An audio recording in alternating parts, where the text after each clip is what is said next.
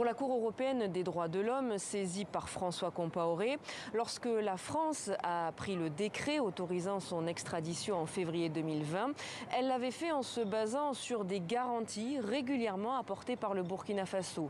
Des garanties d'une justice indépendante, d'un procès judiciaire et non pas politique dû à son statut de frère de l'ancien président Blaise Compaoré, ou encore des garanties quant à sa sécurité et au respect de son intégrité physique. Mais depuis, la situation politique a été bouleversée au Burkina Faso puisque le pays a connu l'an dernier 2 coups d'État militaires. Et pour la Cour européenne, à la date à laquelle elle statue, ces garanties, ces assurances n'ont pas été réitérées par le gouvernement de transition actuel. Elle estime donc que la France doit réexaminer son décret d'extradition, sans quoi elle violerait la Convention européenne des droits de l'homme. Cet arrêt que vient de rendre la Cour européenne après donc 2 ans de procédure n'est pas définitif. Désormais, chaque partie peut demander le renvoi de l'affaire dans un délai de 3 mois.